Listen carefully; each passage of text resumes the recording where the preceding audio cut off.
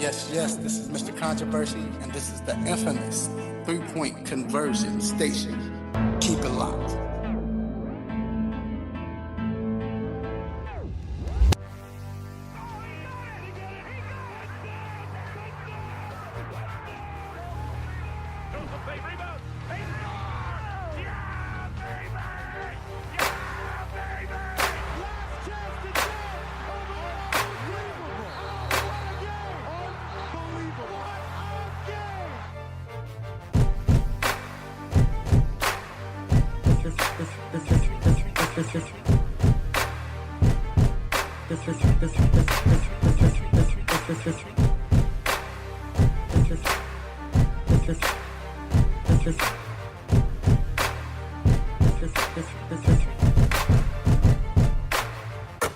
The 3-Point Conversion Sports Lounge. Good morning, everybody. What another beautiful Saturday morning. Man, I'm here in Atlanta. It's supposed to be 74 degrees today. Sorry if you all in cold climate, a cold area. I apologize, but it's supposed to be nice today here, man.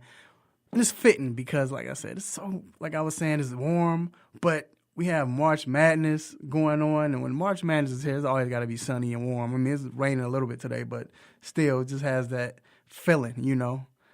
Maybe a feeling of upsets. We'll see. But anyway, you've entered inside the 3-Point Conversion Sports Lounge, and I am your host, Mr. Controversy. Did you miss me? And I know somebody who you might miss is my co-host, Dennis. He is not here, and that's The Intellectual. He's out for good reasons, but he is definitely listening and tuning in. But anyway, man, what a show we have today. Like I said, there's so much to talk about. Of course, March Madness, man, the upsets. Yes, we have to talk about that. Also, we have NFL free agency. I don't know what's hotter. Is it the tournament or is it NFL free agency? It's crazy. We still got NBA. We still have to talk about NBA, man. What's going on with the Warriors and things like that. Major League Baseball is coming close. I mean, nobody's talking about it because we have the tournament and NFL is trumping it, but it's all right. Tiger back in the news. We have so much to talk about. Also, we have special guest Kelsey Nicole Nelson from Fox Sports, the reporter and broadcaster of Fox Sports, will be in the building. And then we have my man Sucker Free. He's going to be in Marlon Jones. So we got so much to get into, man. But look, it is time for these quick hits. Make sure y'all tune in. Call in at 404-603-8770. You can call in and give your 3 cents. Shout out to my engineer, Greg. What up, G? We can't hear you, G. But here you go. Yo. What's up, man? So, like I said, y'all call in for your 3 cents. We definitely want callers. And it's time for these quick hits. Let's get it.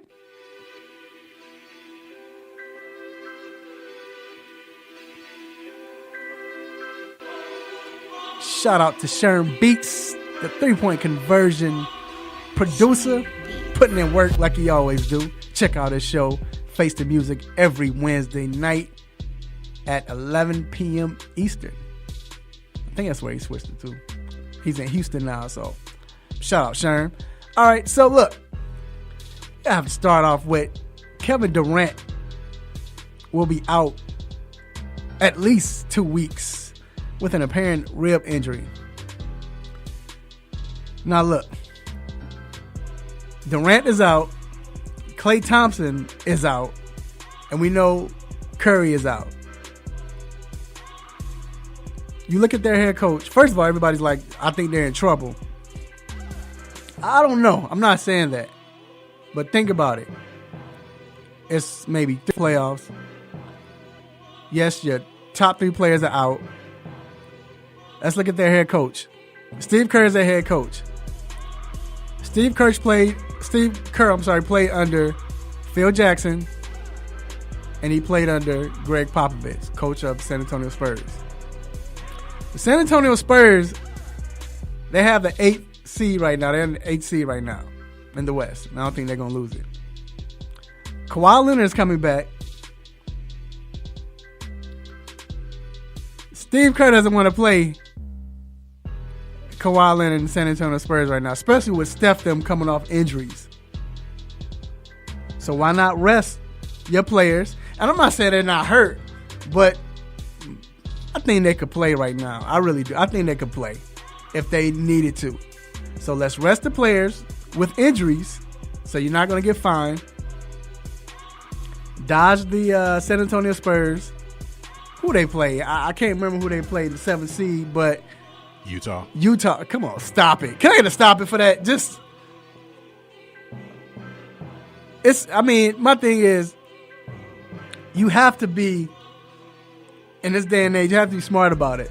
I'll say that's why the Cleveland Cavaliers dodged the Chicago Bulls last year, because they didn't want to play the Bulls. So, it's crazy. It's crazy, like I say. We'll see what happens, but like I said, I think it's strategy. You know what I'm saying? I think he did it purposely, for this. So calm down. Everybody's nervous. Oh, it's the end of going to say no. They're getting rested up. They'll be ready. Then they have a warm up with Utah Jazz. So moving on. I have a feeling I'm gonna talk about this later on, but Tyrann Mathieu, the safety for the Arizona Cardinals, or former safety for the Arizona Cardinals, was released this week. And because he didn't want to basically take a pay cut, and they released him. So now it was reported, and shout out to LA Broadus, the 3-point conversion insider, that the Houston Texans, are going to sign him. Wow. Gee, talk to me, man. That's a big deal, isn't it? Well, yeah, I thought he was going to go to like the Saints, like to go home, but the Texans kind of jumped on it. They gave him a 1-year deal, so he has a chance to prove himself again and get a bigger payday next year. But I think it's a good signing for the Texans. They're trying to shore up that defense again. Yeah, that's a big signing. And then you look at it like this. Look at the other side of it. And like I said, I'm going to get into this later on probably. But he didn't want to take a pay cut. But then you pay Sam Bradford $20 million for 1 year. Anyway, we're going to move to the next, because I ain't want to get into that. I'll talk about that later on. Moving on. Shout out to Houston Astros second baseman Jose. I can't say his name for nothing. Altuve. I always say Altuve. I always mess it up, but Altuve. So, this man was the MVP last year and for the American League. And, he bought out. They won a championship. Well, they said, we're going to reward you. They made him the highest paid Houston Astro in history of that franchise. And he signed a 5-year deal worth $151 million. Wow. My son wants to play football. I'm like, son, you need to play baseball. You need to play baseball. Guaranteed contracts. Guaranteed. Bobby Bonilla, he's still getting paid. This joker been retired 20 years. Guaranteed. $151 million. But he's worth it though, man. I mean, we talk about Aaron Judge. I still think this guy might be the best baseball player in the major leagues. I think he is, man. That dude is a beast. Moving on. Let's get some hometown cooking right here. University of Georgia, UGA, introduces new head coach Tom Crean, the former coach for the Indiana Hoosiers. And I knew Georgia was going to look for a big-time name. I mean, most people say, well, he's not a big-time name, but in a sense, I mean, he is. He's taken Indiana far. Was he the one? They didn't win a championship with him, did they? With Crean, no. No, they didn't. Okay, they didn't. He came. They last won one with Bobby Knight. Really? Then they got to the finals with Mike Davis. Mike Davis. They got to the championship with Mike Davis, right? Final two, right? So, but still, they had to get somebody name-worthy. A lot of people were talking about Ron Hunter, the coach of the Georgia State Panthers, but Georgia wanted that name. They have to compete with the football squad. But real quick, I have to say this, though. Crean cracked me up because when he was giving his press conference and he was talking about everybody he wanted to thank, and he got a little choked up. And when he got choked up, he got choked up because he was talking about his wife, and I guess his wife meant a lot through this process or whatever when he was out. So you know how we are as men. You know, we about to cry. We doing everything in our power not to cry. So he's choked up. He about to let it go, and he had that lump in his throat. You all know if you swallow that lump, you're gonna cry. So he's trying not to cry. Next thing you know, I guess to stop from crying, this joker take a sip of his drink, a Coca-Cola. He picks it up, take a sip in the middle of trying not to cry. Like, what was the point of that? Like that was going, you know what I'm saying? Stop it. It's like, come on, bruh. I was dying laughing. Me and my family was crying laughing. But shout out to Cream, man. Like I said, I don't think, I like him as a coach, but I don't think he's the right coach, though. I think I wanted somebody that we don't know. You know what I'm saying? Like, I like Ron Turner, even the assistant coach at Georgia State. But I don't know if Crean, he didn't do it in Indiana. Why would he do it in Georgia? Well, they, like I said, they wanted that big name. They felt like they had to make a splash. You know, there were rumors about Rick Pitino, and there was another coach. He slips my mind, but he actually ended up declining the job. But they wanted a big name to get Georgia right going again. When was the last time Georgia basketball was relevant? Exactly. So, yeah. So, but that's Georgia. That's how they are. It's not really about winning. It's about being, you know, recognized. That's Georgia. And last but not least, I have to talk about my man Tiger Woods. Tiger Woods shot a 68 on Thursday, looking good. I think he was 3 back from the lead. Then yesterday he shot a 72, and now he is 7 back. And this is at the Arnold Palmer Invitational. And this is the event that usually Tiger goes off. Like, he's like almost unbeatable in this event. But so shout out to Tiger Woods. Hopefully he makes a fast recovery. Oh, and let me say this, man. Big nugget right here. Isaac Haas from Purdue Boilermakers is out for the rest of the tourney. Ouch. He fractured an elbow on, I think it was the last game they played. And after watching what happened to Virginia, can we say bye-bye Purdue? But look, we're going to end it like that. That concludes our quick hits. We're going to take a quick break, and we will be back with the hot topic.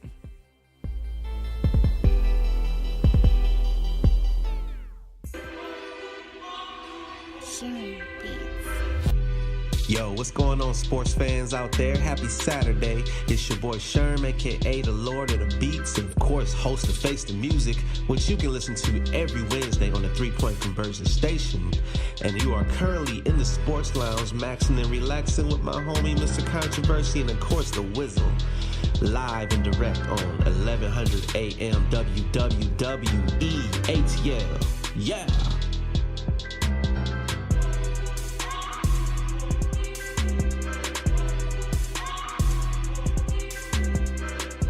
There's a lot going on in the world, and your world is always changing. That's why it's important to stay connected. The latest news, the latest entertainment, the newest music. If it's in the air or on the air, it can be in the palm of your hand, wherever you are, with the iHeartRadio app. iHeartRadio. Over 1,500 live radio stations from across the country, and over 15 million songs to create your own custom stations. Text IHR to 45495 to download the app or listen at iHeartRadio.com. Standard text and data rates apply. Want to lower your rate and payments? Get rid of mortgage insurance or get cash out? Find out about your best refinance options by tuning into the Get Mortgage Fit radio show with Alex Michaels and Carrie Kasem, Monday afternoon at 12 p.m., Tuesday and Wednesday at 3 p.m., and Sunday mornings at 10 a.m., where you'll learn everything you need to know about mortgage loans, today's rates, FHA, VA, and more. Call the Get Mortgage Fit Show on the Real 1100 AM at 800-827-RATE. That's 800-827-RATE, or visit them online at newamericanfunding.com.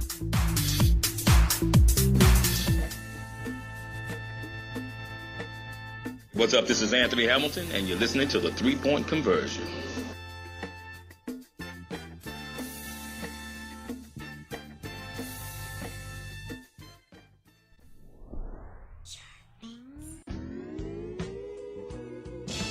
There's still time to save big at Nissan.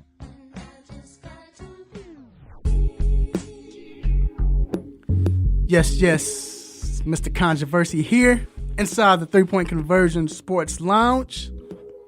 Having a great time. We definitely want to shout out our sponsor for this next segment, the Hot Topic, Cindy Cuts Barbershop, Douglasville, Georgia, 3000 Chapel Hill Road, Suite 206. Shout out to my man, Dwayne Chambers, the barber, the best barber. You can find him at Simha the Barber on Instagram. That's SIMHATHEBARBER, Simha the Barber. And also want to give a big shout out to the Barber of the Week. And he flossing like that, my man Chris Code. What's up, Chris? All right, so I have a special guest here today. My man came all the way from Alton, Illinois, where I was born. And born and raised, huh? Yeah, man, that's stomach grounds right there. Yeah. But my man, I got my man Marlon Jones. What up, Marlon? What's up, Mr. Controversy? How you doing? I'm good, man. You all right? I'm good, man. I'm happy to be down south. You know what I'm saying? My second home, ATL. What's happening? Yes, sir. So look, the hot topic is, we're going to get right into it. We're talking NCAA tournament. We have to talk about that. And we had a lot of great games over the last 2 days. And first I have to give a shout out to Georgia State. You know, the 3-Point Conversion covers Georgia State Panthers, and they lost to Cincinnati. But I was proud of them, man. The way they played yesterday, and they didn't seem intimidated. Of course, you know, they're small. They don't have the personnel that most big colleges have, but they battled and they had the lead. They came out to like a 6 or 8 point lead in the first half. Then the second half, after being down by 11, they came back and took like a 4 point lead. And DeMarcus Simons went off. He was the Sun Belt Conference Player of the Year, and he showed why. So shout out to Georgia State. But you all know who we have to talk about. We have to talk about this team. I don't know where they from. I guess they're from Baltimore, Maryland. Maryland, man. What UMBC. Right. The Retrievers. The Retrievers. And the thing about the Retrievers was, Marlon, like, we was watching this game, and I caught it late. I'm not going to lie. You know, I was watching another game. Yeah. And Marlon hit me up, and he was like, look, bruh, Virginia's about to go down. And I'm like, nah, they just. And this was like with 10 minutes to go. Right. And I was telling you what I tell you. I said the body language telling it all right now. Right. The body language is looking like they don't want to be there. They look like the number 16 seed, and the Retrievers look like the number 1 seed last night. And that's what it is. And then shout out to Mr. Jairus Lyles, scored 28 points. He went 9 for 11. Yeah. Crazy. So let me ask you this. And G, I want you to step in here. So I'm going to list right now. Like I said, well, first of all, do we all think that was the best or the biggest upset in sports? I think because nobody ever beat a number 1, it's got to be up there, top 3, if not number 1. It's hard to say for me because it hasn't even been a day yet, but but like you said, it's never happened before. 16 seeds are getting better, but no one was expecting the overall number 1 seed. Right. That's the key thing here. It's the number 1 overall seed. So it's definitely one of the biggest upsets in college basketball history, at least. Right. And again, you can call in at 404-603-8770 to chime in. Now, this is what I have to say about it. Like I said, it was a big loss. It was a big loss. I just question was DeAndre Hunter, was he that big of a loss for Virginia?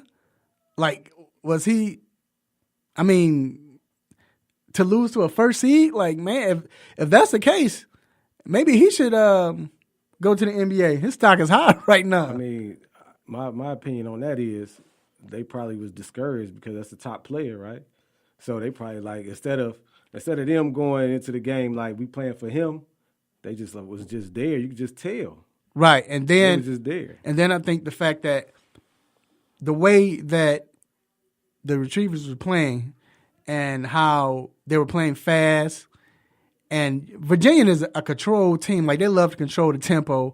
The defense, they have the best defense in the NCAA. But because they were playing fast and they couldn't stay in front of them, it's like they didn't adjust. Right. Like, they were scared to adjust. And because they didn't adjust, that's how the Retrievers took off. Well, because if they're playing fast, if UMBC is playing fast, Virginia doesn't play fast. We never see them play fast. Right. So if you're trying to speed up the game and make them play faster than they normally do, that's going to throw them off. I mean, they lost. Not only did Virginia lose, they lost by 20. Right.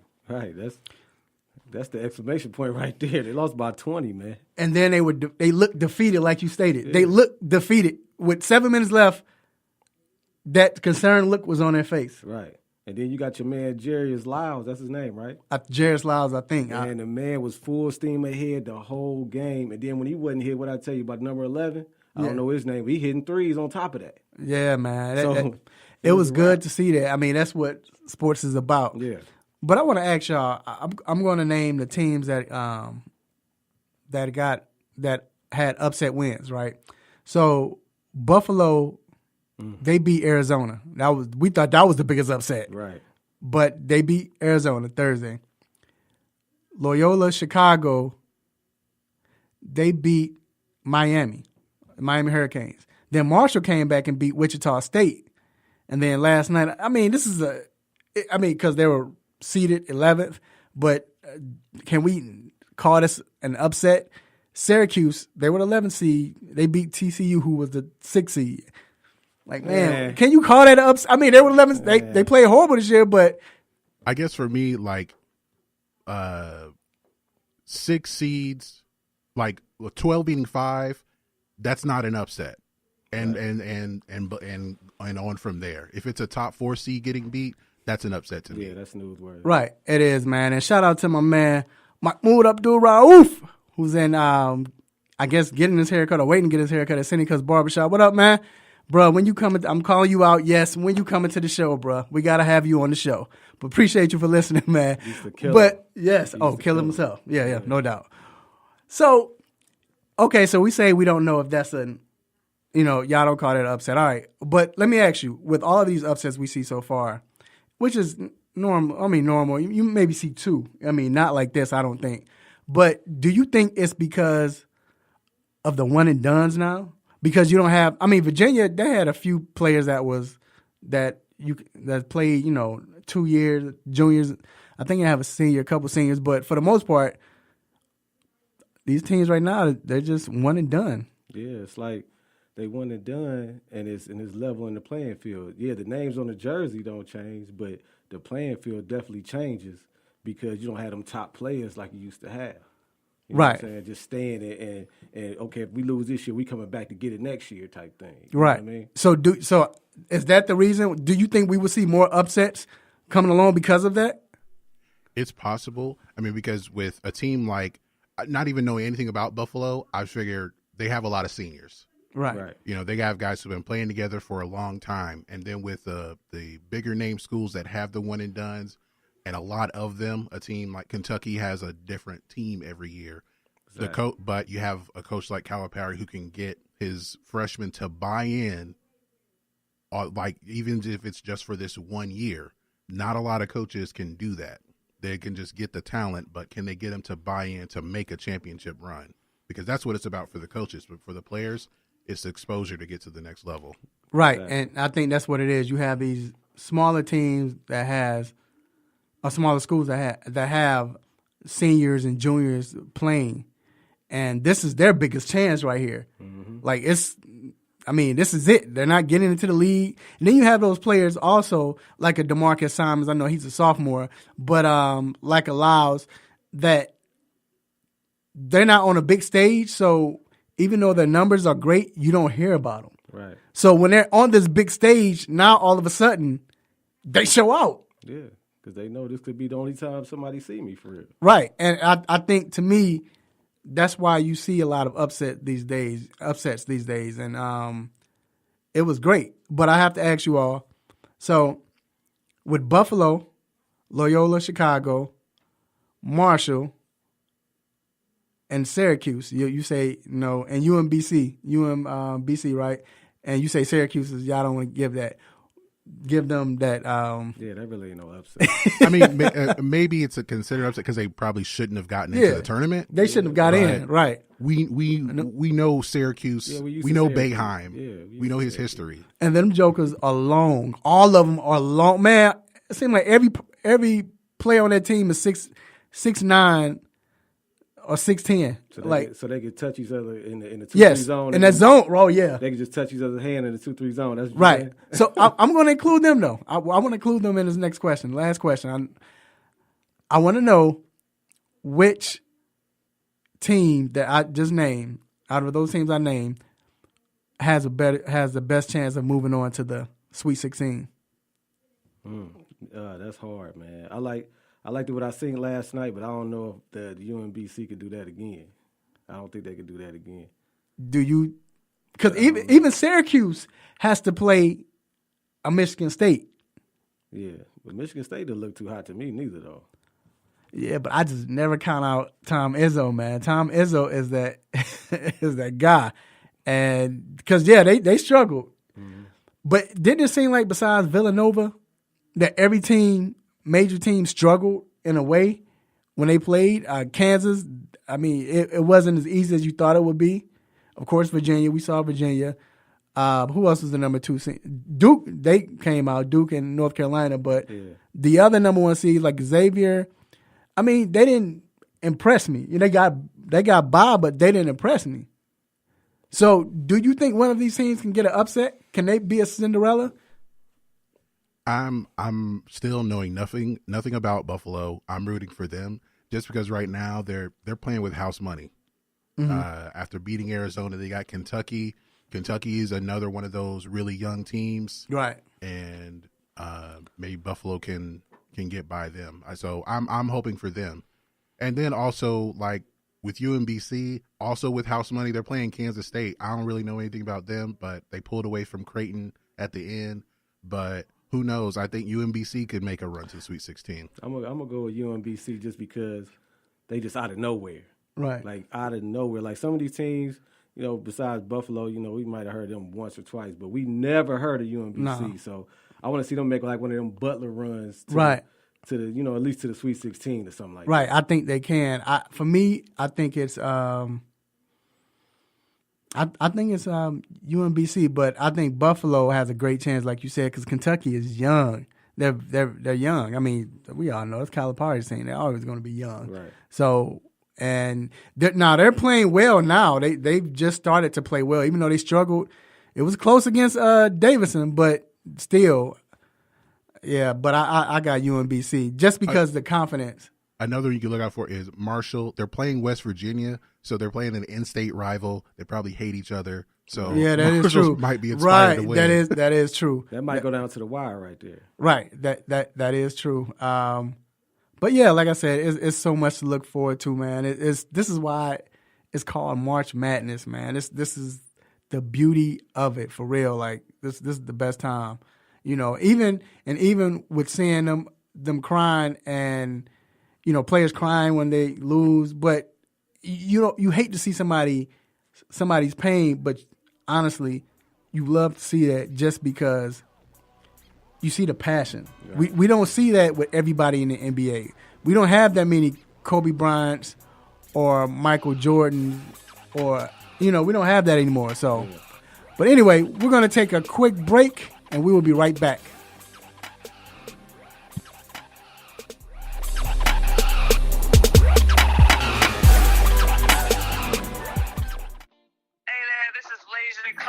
Point guard for the Atlanta Dream, and I listen to Mr. Controversy on the 3-Point Conversion Sports Lounge.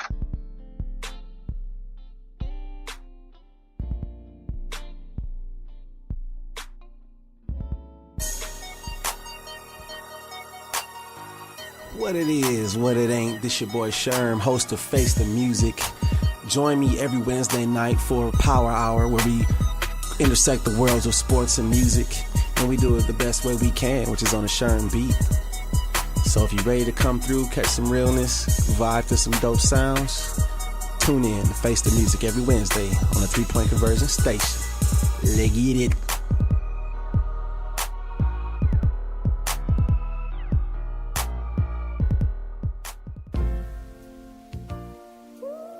And this is Crystal Lee from St. Louis. When I need my sports weekly update, I listen to my man, Mr. Controversy, on a 3 Point Conversion.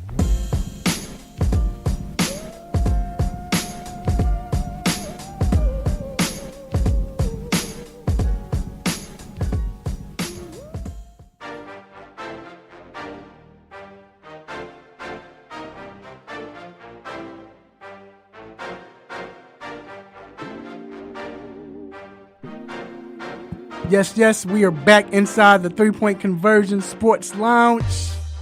Saturday morning. March Madness talk. NBA talk. NFL free agency. Major League Baseball. Man, if you like hockey, hockey's about to heat up and get to the playoff. Hey, this is my. I think this is probably next week when the season starts for Major League, or 2 weeks from now, when you got the tournament and you got NFL draft coming up. Then you have my mother whooped me right now. I'm talking about then you have the NHL playoffs. Best time in sports by far, I think so. So, all right, we have a special guest coming in. This young lady, I don't know her personally like that. Like, I hadn't known her beforehand, but I will always see her popping up on social media, and she's doing the things. She's work, at the sidelines of Georgetown, and she's at a Washington Wizards game, and she's interviewing Barack Obama at the White House, something like that. I don't know. But anyway, I have Miss Kelsey Nicole Nelson from Fox Sports. What's going on, Kelsey? Hi, good morning. How are you guys? Thanks for having me. No problem. Thanks for coming on. First of all, how are you doing today? I'm wonderful, and after that introduction you gave, even better. Yeah. So look, you're from Washington, right? You live in Washington right now, right? I'm from the suburbs of Washington, but yes, I'm in D.C. right now. Okay. So, and I know you, like I said, I've seen you on the sideline, the baseline of the Washington Wizards game. So I have to ask you, with the Wizards right now, John Wall's coming back soon. What are the real chances, like the realistic chances of them going deep into the playoffs? Yeah, the Washington Wizards, I'll say for everyone here in D.C., it seems like every year it's kind of been the same thing where we know the Wizards will do pretty good in the East. And honestly, I was very surprised with how well the Washington Wizards have done without their floor general and John Wall. I mean, John Wall is the Washington Wizards franchise, right? He's the face of the team. But Bradley Beal, of course, has also been a stellar player, got his first All-Star nod this year, and he's continued to play good basketball in Washington. And I think a lot of the Wizards team has been able to step up. The bench has been more productive. I would like to see some more production from Otto Porter. He got that big contract. He has to step up. Marquise Morris had a good game against his twin brother in Boston, and he continues to play good basketball, as well as Thomas Satoransky stepping in for John Wall. I think the Wizards can kind of keep their place in the East right now. They're the 5th seed. They play the Indiana Pacers later today, and it's a huge game for them because, of course, if they win the game, the winner of this game is looking to win the season series. So, of course, the Wizards want that big win, but Victor Oladipo is coming back to town, so he'll be hard to stop. But without John Wall, I'll say the Wizards are doing pretty good. I think in the East, they'll probably stay in the middle of the pack when it comes to playoffs. But let's be honest, they're not going to win the Eastern Conference Championship, unfortunately. But when John Wall comes back, I think they'll be able to keep pace with some of the other teams in the East. So you don't think that when Wall comes back, you don't think they don't go deep? Because, they don't go deep. Because right now, think about it. I'm looking at the East. Toronto looks good. Boston. Oh, my God, yeah. Well, I guess you got those 3 teams and then Cleveland.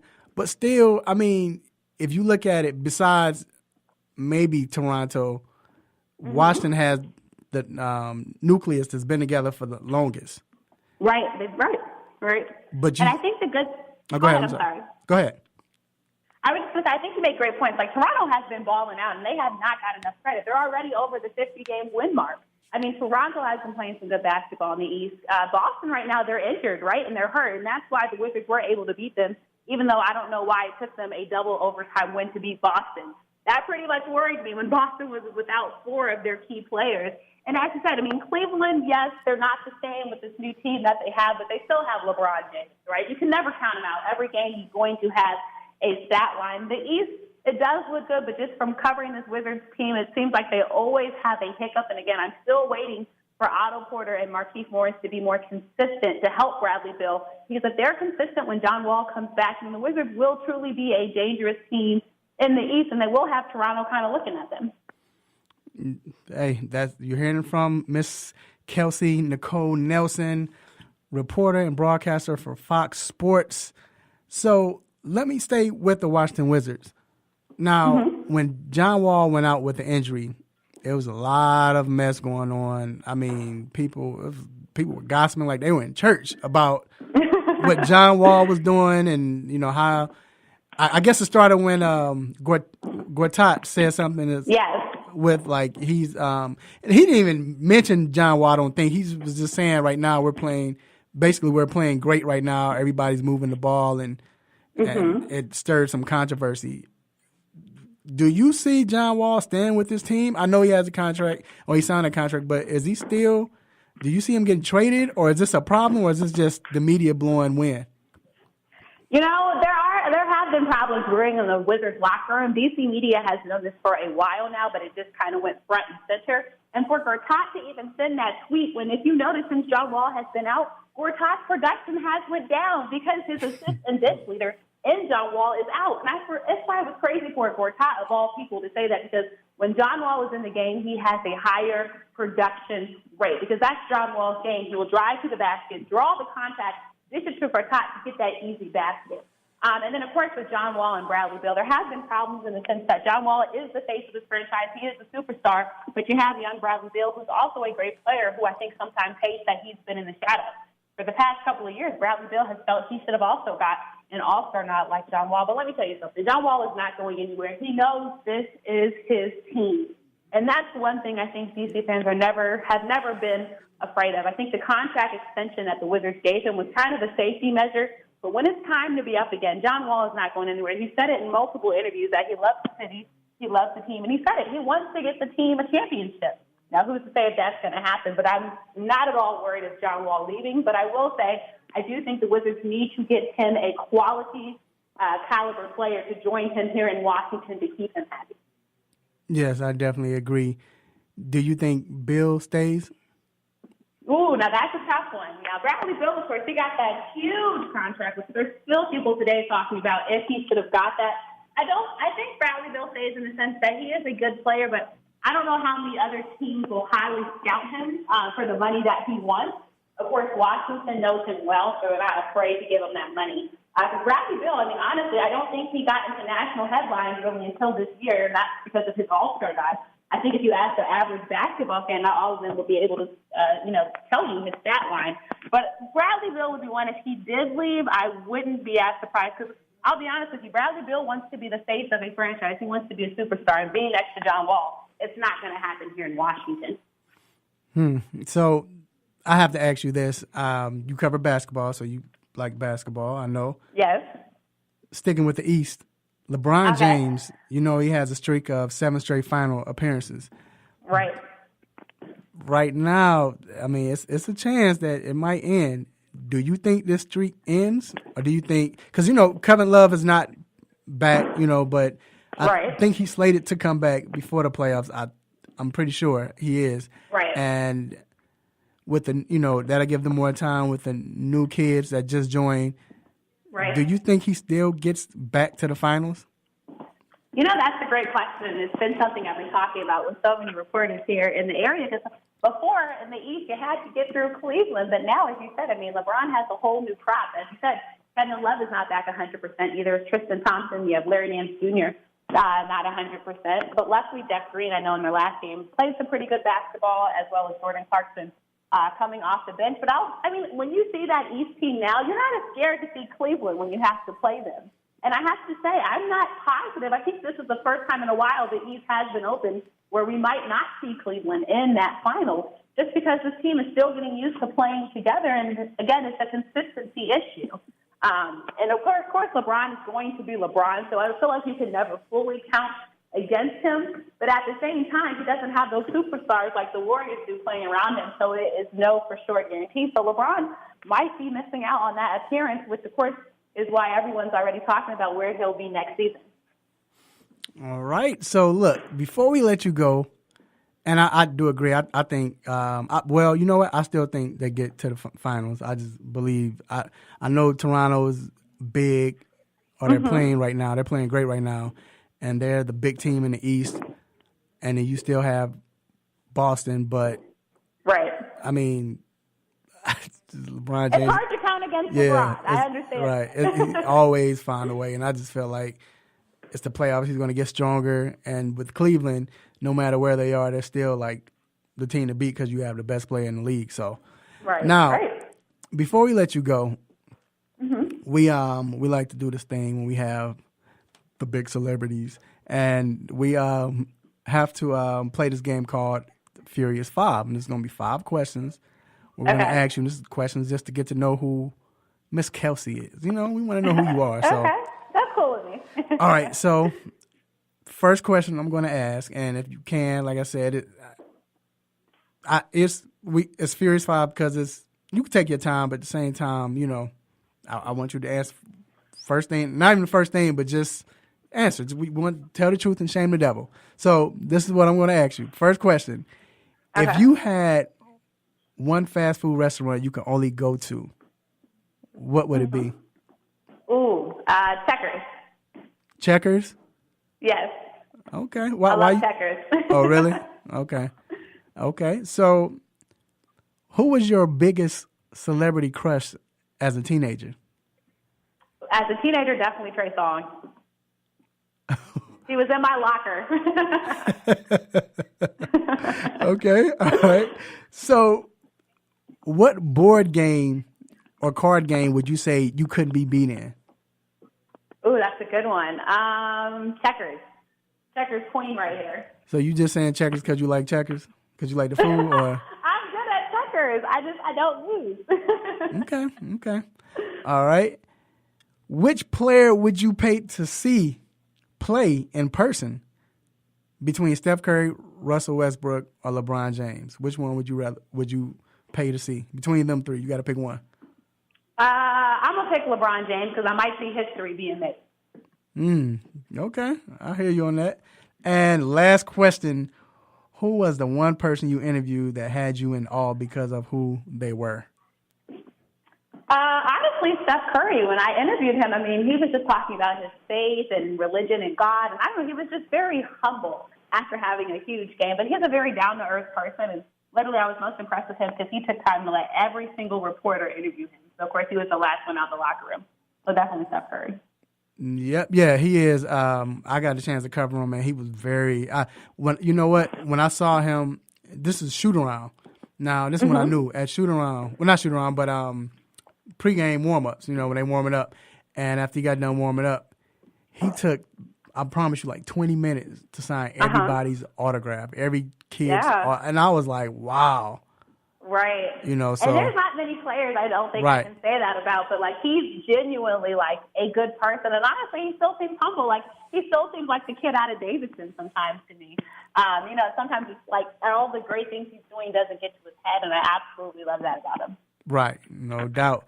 So you survived the 5 questions. And you survived this interview, Kelsey. We thank you for coming on, man. I appreciate you for coming on. Yeah, no problem. Thanks for having me. No problem. Please let everyone know where we can find you and follow you. Sure. So on social media, it's easy on everything: Twitter, Instagram, Snapchat. Follow me at The Real Kate Nelson. And on Facebook, I'm at Kelsey Nicole Nelson, as well as my website is KelseyNicoleNelson.com. All right. There you have it, Miss Kelsey Nicole Nelson. And we're going to take a quick break, and we will be right back.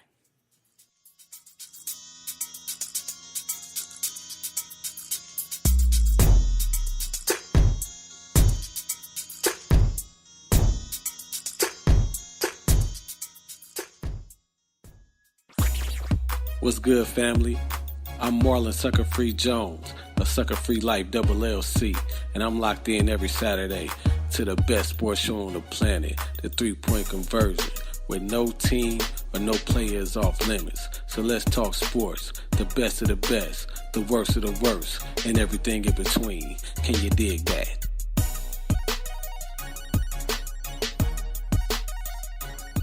There's a lot going on in the world, and your world is always changing. That's why it's important to stay connected. The latest news, the latest entertainment, the newest music. If it's in the air or on the air, it can be in the palm of your hand, wherever you are, with the iHeartRadio app. iHeartRadio. Over 1,500 live radio stations from across the country, and over 15 million songs to create your own custom stations. Text IHR to 45495 to download the app or listen at iHeartRadio.com. Standard text and data rates apply.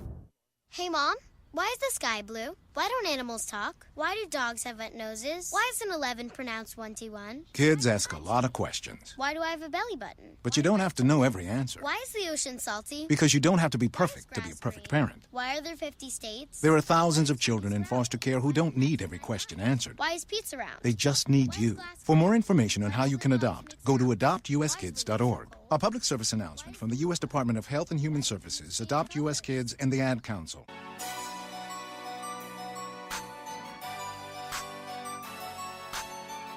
Hey, what's going on, sports fans? It's your boy Damian Adams from The Real Deal with Damian Adams. Now, you can catch my show on Tuesdays at 7 p.m. Eastern Time here on the 3-Point Conversion Station. But for right now, I'm listening to the 3-Point Conversion Sports Lounge with my man, Mr. Controversy. Always keeping it real, always keeping it raw. I can't miss out on this on my Saturday mornings, so keep it locked to the 3-Point Conversion Sports Lounge.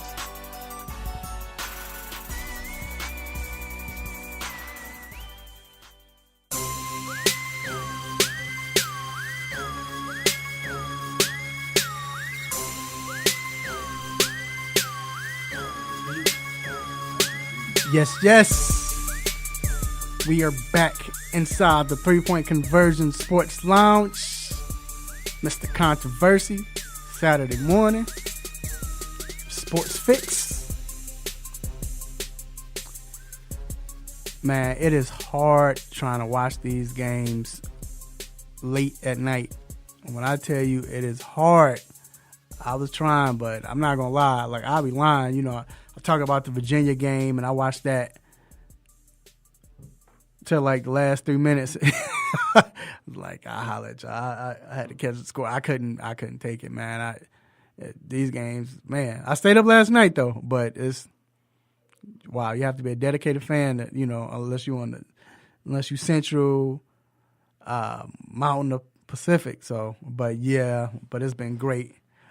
But yes, we are ready for this next segment, which is What's on My Mind. And the segment is brought to you by Sucker Free Life LLC.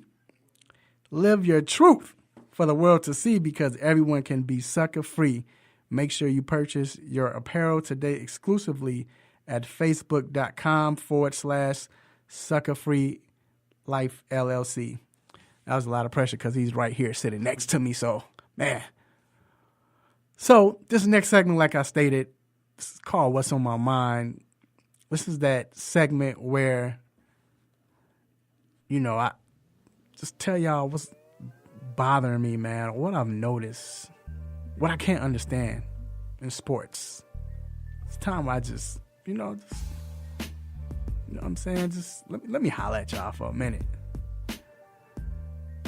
So, I want to talk about, we've been talking about it today, the NCAA tournament. And what's on my mind is, I remember a couple years ago, I would always talk about how I love NCAA. I love the tournament. I love March Madness. But as a whole, are we loving it for the right reasons? As I mentioned, you know, I don't know if y'all saw my preview on Facebook or Instagram. I put on Twitter. I put on all social networks. And I started off talking about my cousin, and was talking about my Aunt Teresa filling out a bracket. She's 100 years old. And shout out to Aunt Teresa. But she's 100 years old, lives today, and she's filling out a bracket. But she doesn't watch TV. But that's what it's gotten to. I mean, it's right now, this is the time where everybody wants to fill out this bracket. We're having fun. We want to see upsets. And I will always question, are we looking at the upsets for the right reasons? Are we rooting for this team because, man, I want to see this young team play, I've been following them, or is it just, I just want to see an upset because it's an upset? But today, and not today as in Saturday, but right now, I've had a change of heart. And I say that because I look how, I'll say this.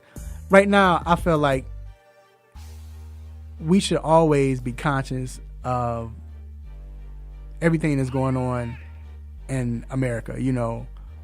We should always fight for equality. We should be fighting for what's right, or fighting for whatever you believe was right, whatever that is. So, yes, we need to use certain platforms to take advantage, to push, what you're trying to fight for.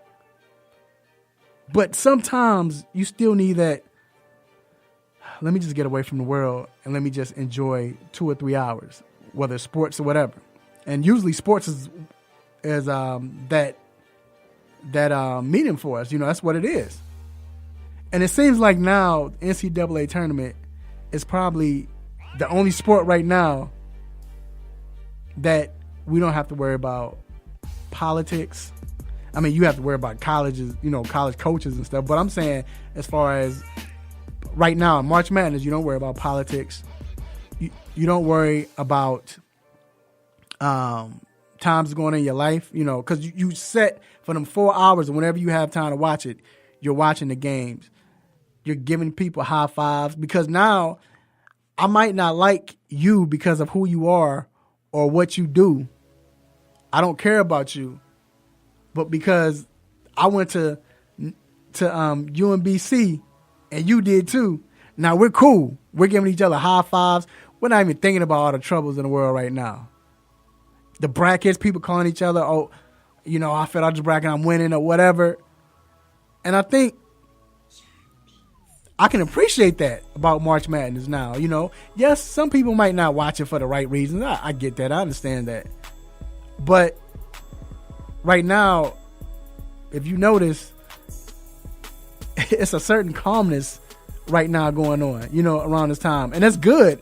Like I said, we need to fight every time we get a chance. But at the same time, sometimes you need that break. Sometimes you need that chill time. Because then now, look, when it comes back to, let me say what I need to say. Let me fight the fight, or whatever it is. That person that was against you, since y'all bonded through these 3 weeks, they might say, let me listen to this person. Let me see what they're talking about. And I think right now, that's what March Madness has brought to America, and I can dig it. I can dig it. Now, one more thing I want to talk about. So I gave my piece, and I was real calm and I was good. It's not that time right now. How in the world the Arizona Cardinals signed? How did he get a job? First of all, how did Sam Bradford get a job? Like how? What? This guy, I'm trying to watch what I say. This guy has never played a full. I don't think he's ever played a full season. I can't remember. I'm talking about where he started. It don't count if he's on the bench, and he's been hurt when he was on the bench. But you look at it like this. As a rookie, and we knew he was hurt. He was hurt in college. But anyway, he has 2 seasons in which he started each game. Really? I can't remember. And maybe he was garbage on them teams. I appreciate that. But I can't remember. And his rookie year, he played well. I remember he played well, and it was promise. But it's like from then on, every time we get excited about him, he gets hurt. And that was right on point with that music. It just seemed like every time, and I didn't plan that either, every time he started to play well, you get your hopes up high, he gets hurt. So last year, they started off well, he gets hurt. Leg again. And Arizona Cardinals decide to sign him for $20 million for 1 year. 1 year? I can't believe that. So, and I ain't even gonna hit the Kaepernick route now because Kaepernick's out of the league. He's probably not coming back. I'm not hitting that route. Trust me, I won't. But I'm sorry, as bad as RG3 has been, I'm signing that joker before I sign Sam Bradford. I mean, at least you know Sam Bradford's gonna get you, the first 3 wins. Then after that, it's a wrap. You know what I'm saying? It's a wrap. You might start off 4-1, but then he's off the shelf.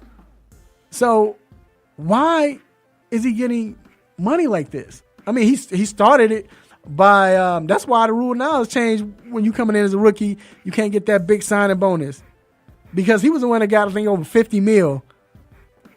But he started that rule because of him. Then he gets another big contract. Then he goes to Minnesota. He gets a nice contract. They give him $20 million.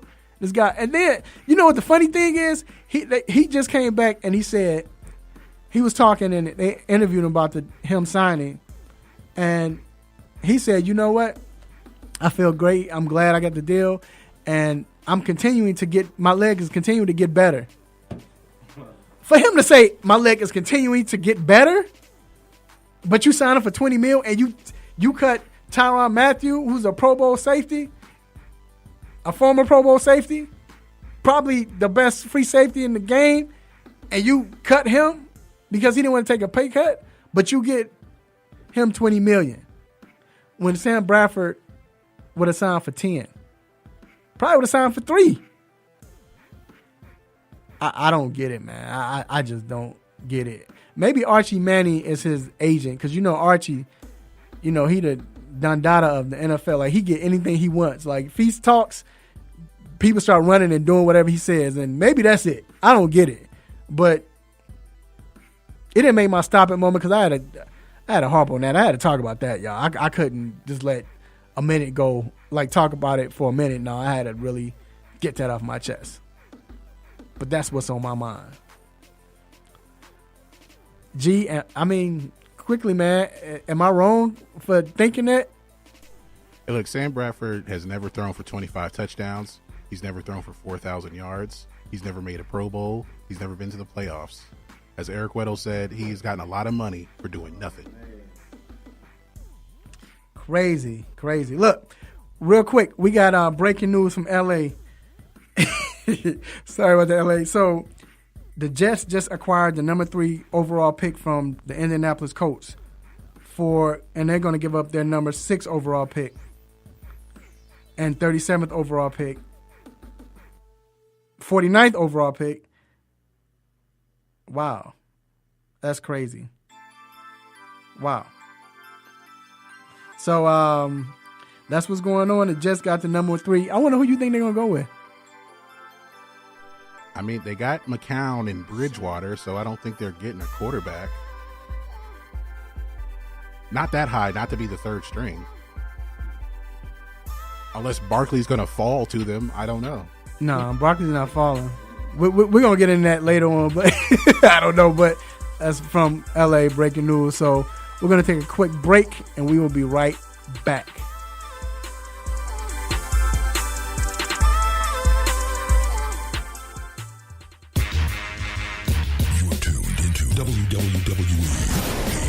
AM 1100. The opinions expressed during the sponsored programs on this station are strictly those of the program hosts, guests, and callers and are not necessarily those of Beasley Broadcast Group, this station, its staff, other advertisers, or agencies. Tune your radio. Tune in. Now. You can tune into this radio station on any smartphone or tablet. iPhone, Android, BlackBerry, Nokia, Samsung, Windows phones, or whatever you have. Download the free TuneIn app from your phone or tablet's app store. Tune in with music, sports, news, and comedy. From over 70,000 radio stations around the world, including this Beasley Broadcast Group station. Check it out at tunein.com or your app store. Whether I'm training for a marathon, kickboxing, or lifting, I train to add muscle and build my inner strength. I am proud that I was born this way, driven. That's why I serve in the United States Coast Guard. You can find me on a Coast Guard cutter, along with my shipmates, who are a lot like me, driven and committed to our country and the safety of our citizens. We were born for the Coast Guard. If you were born ready, learn more at GoCoastGuard.com. Sponsored by the United States Coast Guard in cooperation with the Georgia Association of Broadcasters and this station. What's going on, world? This your boy Vincent J, aka the Fantasy Guru. And do you know what time it is? Do you know what time it is? It's time for the Stop It segment, right here on the 3 Point Conversion Sports Lounge.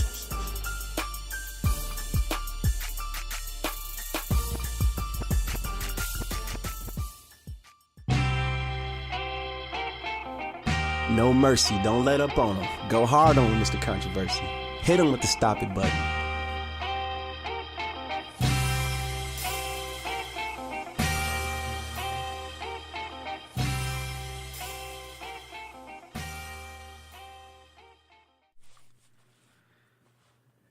Yes, we are back inside the 3 Point Conversion Sports Lounge.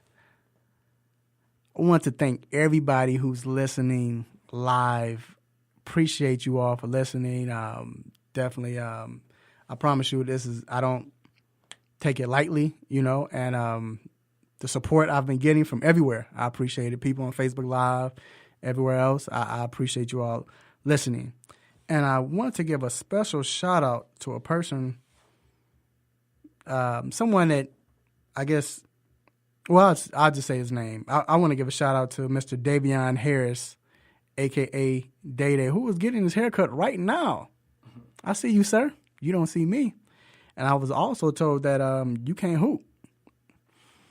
And that's coming from somebody that you know. So, what up, Dwayne?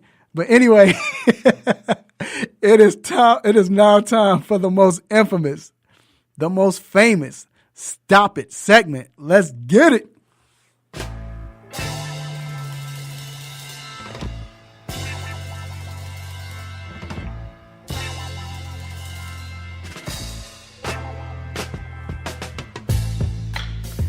All right, this is for my co-host, The Intellectual.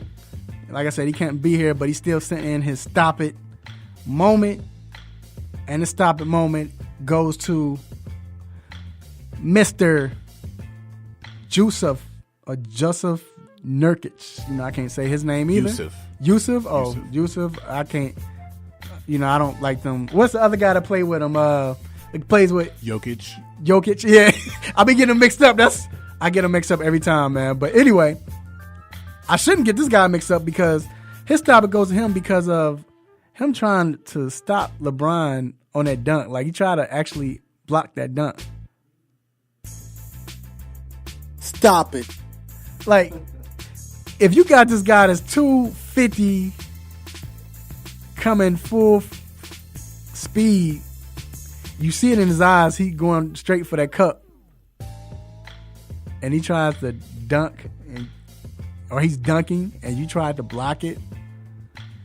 Let me ask y'all a question. If you see LeBron coming, I don't care if you're 7 feet, and you're not athletic, because he's not athletic. I'm talking about Yusuf. So, if you see him coming up for a dunk, LeBron, are y'all going to try to block it? I'm gonna try to block it. You gonna try to block it? Cause what can you do? You see this man coming, what you gonna run and move out the way? You 7 foot. Nah, I'm taking the charge. No, I ain't doing that either. Yeah, I'm not doing that. I'm gonna slap at it. A 7 foot dude should never take a charge. I'm gonna take a charge. No, you're right. Never. But if you if you smaller than LeBron, take a charge. Exactly. I get that. I'm not taking no charge if I'm smaller than LeBron. It's gonna be hard to do that. No, but I'm saying if you know you can't block this man's dunk, Foul him. Thank you. That's all I'm saying. Foul him. That's all I'm saying. Foul him. That's what I loved about Alonzo Mourning. He didn't care who you was. He didn't got some posters on him, but he will block your shot. That's Georgetown center. Exactly. Block That's Alonzo. after Right. Exactly. That's Alonzo Mourning. We're talking Yusuf Nurkic. Yeah. That's you. 7 foot, man. Follow him. Just follow him. You gotta do something. Follow him. I mean, he's probably like LeBron's probably like weighs more than him, but still like follow him. Grab a jersey. If you go play it off, if you go for the block, play it off. Act like you're going for the block. Jump, swing on him hard. So that's what I'm saying. Come on, bro. Take charges at 7. No, you don't take it. I wouldn't take a charge, and that's why I said you can't take a charge. I took that back. You don't take a charge, but you can't. You should have just fouled him, man. It was all bad anyway. When you seen him barreling down the pipe, that's what I'm saying. It was all bad, but still, you got to try to do something. Follow him. Yeah, follow him. But still, you just got to try. Yeah, you got to try. Try to block, but follow. Bad boy Piston style. All right. This is my stop it moment. The next stop it moment. So, Kent Bazemore, shout out to the Atlanta Hawks, which we cover. Station covers. The 3-point conversion covers. So, the Atlanta Hawks forward Kent Bazemore played last week against the Bulls, and he suffered a bruised his knee in the game, right? They took him out. He got up on his own. He walked to the court, right? Walked off the court. He didn't play the rest of the game.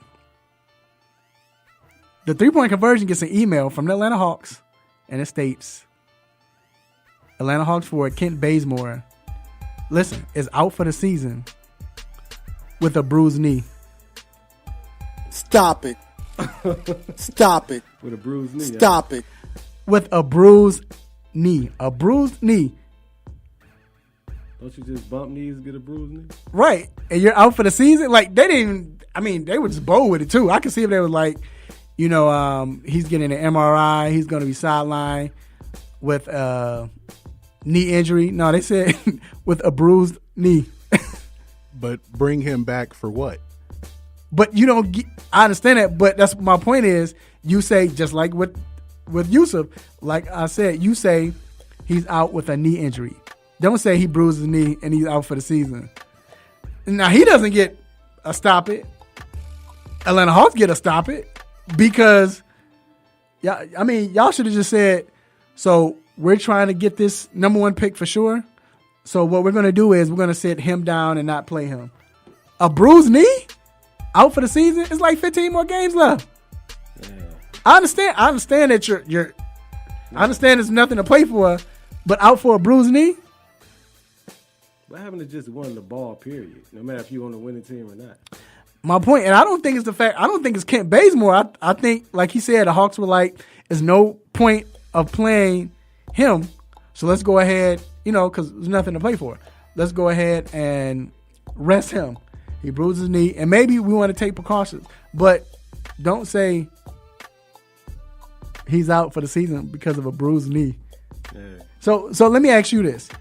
Your son, nephew, you too, G, your son, nephew, if they get hurt and they bruise their knee and he comes crying and he's 9 years old, what you gonna tell him? Get back out there. Exactly. Get back out there. But this joker's out for the season because of a bruised knee. If it ain't nothing toward, man, I don't see why you ain't playing. Like, so it's a bone bruise, if that makes a difference. Treatment and get out there. No, but it said bruised knee. That's what it said. That when they emailed me, it said bruised knee. Now I don't know what they put out, but when they emailed media, that's what it said. But look, we're gonna take a quick break. We're gonna be back to talk NFL free agency. We'll be right back.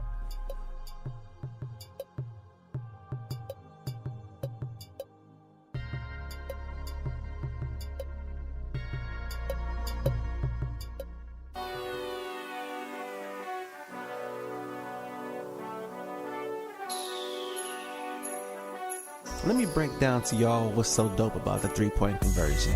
First of all, everybody is a fan of the game first. Second of all, everybody is a student of the game second. And third of all, we're the average sports fan just like everybody else. We're not coming in here, walking with our nose tipped high, acting snooty, acting brand new. This is a grassroots organization. Bar none. The 3-Point Conversion, where fans' opinions matter.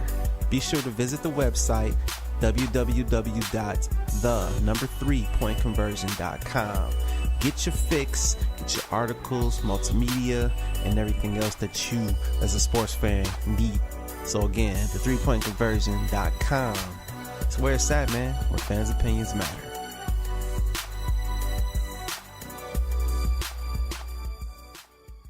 There's a lot going on in the world, and your world is always changing. That's why it's important to stay connected.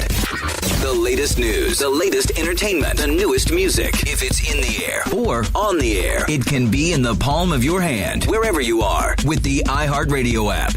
iHeartRadio. Over 1,500 live radio stations from across the country, and over 15 million songs to create your own custom stations. Text IHR to 45495 to download the app or listen at iHeartRadio.com. Standard text and data rates apply. Hi, this is John Bon Jovi, asking you to go to serve.gov to get involved in something you believe in. I'm a big believer in the power of we. We weren't born. We can tackle the tough challenges we face and build community through service and volunteering. United we stand, united we serve. Are you with me? Go to serve.gov for more information about how to volunteer in your community. This message is brought to you by United We Serve and the Corporation for National and Community Service.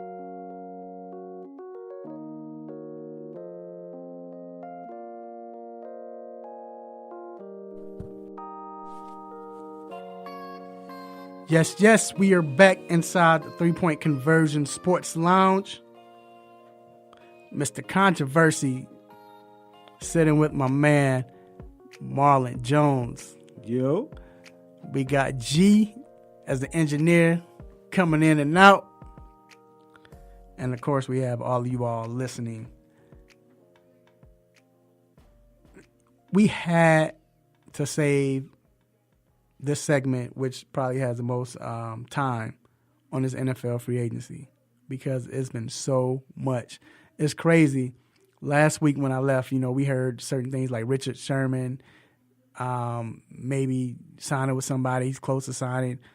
This week has been crazy. I can't run down all the lists, but it's been crazy. And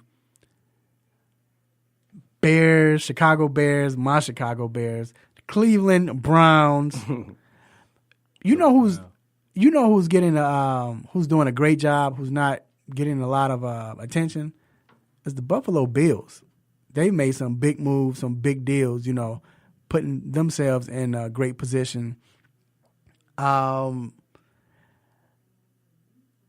It's been a lot. I mean, it seems like every team has been involved. Like, Patriots were very quiet, and next thing you know, they just, all right, you know how they do. They pick up the players that you don't want, but make them great and squeeze all of that juice out of them. Right. I mean, like, they picked up Hill. Jeremy Hill. Yeah, Jeremy Hill. That was a big pickup. That was a great pickup. They got Claiborne. Claiborne. They picked up Claiborne. And, I mean, they're making moves now. And like I said, it's a lot of teams that's involved. Right now, who do we think has won free agency so far? Who's in the league? The Cardinals didn't, I'll tell you that. With that $20 million for a year for that guy, man. Like, come on, man. The man in a wheelchair, man. Right. I hate to say it because I'm a Cowboys fan, but the Eagles, for getting Michael Bennett and Haloti Ngata, that is a scary defensive line they got. Right. And they were already scary. So now basically what you're saying is no one would be tired, because they have, like, didn't they get the guy from LA Rams? I can't think of his name. The DN. Where did he go? I think Quinn went to the Dolphins. Okay. I know they got somebody right before, I can't remember, but I know they've been active because they started out, early getting a defensive end, another defensive end, and like you said, man, you add just with Michael Bennett, you add him to that team already. That defense is already very good. And you add him to that with Haloti Ngata. And all Haloti, he's not going to rush the quarterback like he used to. All he's there for is just to clog up the lane, right. clog up the middle so the linebackers can run free. You're right, man. So who do you think is in the lead? You say Philly. I have to go with. See, it was the Cleveland Browns. The Cleveland Browns. It was until they messed up and signed Carlos Hyde from the San Francisco 49ers. And the reason why I say that is because unless they still go with Saquon, because why don't you go with the most explosive player in the draft, the best player in the draft? I think they still might do it. They still might take Barkley. They got to. If they don't take him, they crazy. Yeah, because, your quarterback is not number one. I know you're not taking a quarterback at number one. There's no quarterback worth it. Everybody wants to say you don't take running backs at number one and whatever. But when is the last time we seen a running back of his, coming out like him? People say AP, but remember AP was hurt. He had got injured his freshman year, so. Man, when you at the bottom, you got to take the best available player. You can't sit there and be like, we got to fill this need. Get Barkley, then you fill your needs through the rest of the draft. Right. You have to. You have to. And like you said, I think it's a no-brainer. And once again, call in at 404-603-8770. Again, that's 404-603-8770. But you're right. They have to. And I was going to give it to them. Like I said, if they take him, okay. But it just looks like they might not take him. I'm kind of nervous. And they went back to being the Browns, And if they like being in the basement, they won't take him. Yeah, I don't understand that. So y'all might say I'm biased, but I like what my Chicago Bears did. I like the fact that we went out for a wide receiver, the best wide receiver in the pool. People might say Jarvis Landry. And I like that pick with Cleveland. Like I said, Cleveland was winning. Jarvis Landry is a nice addition, but he has 100 catches just because they throw the ball. It's Gase's system, Adam Gase's system, where they're going to throw the ball, a quick screen, and he have like over 130 catches for the season for 895 yards and four touchdowns. What? Yeah, he had a lot of 10 catch, 75 yards. Yeah, come on, man. Come on. The ultimate possession receiver. Matt Forte did that one year. Come on. So no, you don't. I like him though, and maybe I think because he's going to be with a team that's going to throw passes and draw plays with Hugh. I like that, but with Chicago, you get Allen Robinson, you get everybody know him in Atlanta. You get Taylor Gabriel. I like that, and then because it's like they're looking out for the wide receiver. We picked this guy early, so what we're going to do is we're going to invest in him. Mm-hmm. The Bears never do that. And the fact that they're doing that, I love that. So we have a caller on the line. We can go ahead and bring him or her on. What's up? 3-point conversions, D Intellectual. Oh, what's up, D? Hey, man. What's up, man? You playing hooky? What's going on? Why you? No, I'm just messing with you. What's going on, man? What you got? Man, I'm feeling, man. I'm just listening to what y'all was talking about, and you talking about who won free agent. I think the Eagles did a good job, but you'll notice that they also made trades, so I wouldn't necessarily put them up with free agency. I think you just were saying, I think the Bears did the necessary moves that they needed to make, which makes their draft a whole different ball game. If they already got wide receivers, like the wide receivers actually is crowded now. You got Allen Robinson, you got the kid Gabriel, you got Meredith coming back, still got, I hate to say his name, but Kevin White.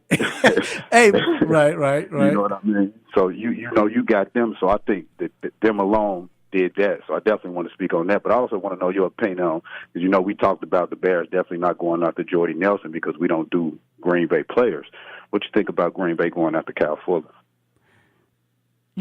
I thought, honestly, and you all can weigh in on that, I think that was Packers being Green Bay. I think they did that just because it was like, look, first of all, we were done for coming out. Our management was done for coming out. We're going to go ahead and we're going to match any offer. So the Packers was like, look, let's make them pay some money. Yeah. Because I think if they wouldn't have said that, I don't think Packers would have went after him like that. I don't even think they would have offered him that much. Yeah, and I think another big thing with that is, I think we were talking about it, is how do you not pick up his fifth-year option as a rookie? We talked about, he had a bad 2016, but you still would have saved so much more money if you had to just pick the option up and then trade him if he didn't do good for a round pick or release him or whatever the case may be. I think they kind of messed up their leverage along that way. Right, I did. Now, I want to go to Jordy Nelson. We talked about Jordy Nelson. The Oakland Raiders have all of a sudden woken up because you look at what they did. They picked up, what's my man, Doug Martin. They picked up Doug Martin as a running back. I know he's troublesome, but they picked him up.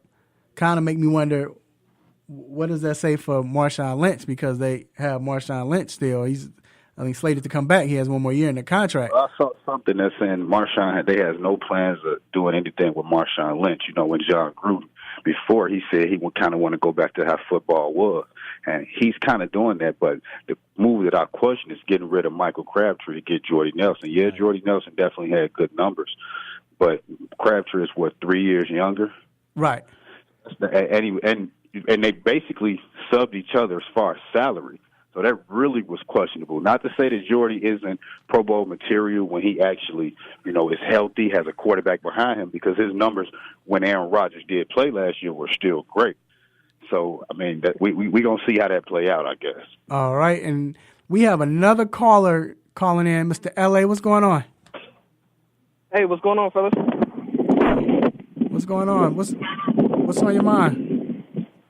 No, I was calling in because I heard y'all talking about the Browns and what they were going to do, with the one and all that good stuff. And then I heard Raphael try to clown us for getting Carlos Hyde and all that.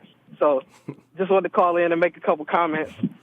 But to be honest with you guys, I want Saquon as well, but they've been talking nothing.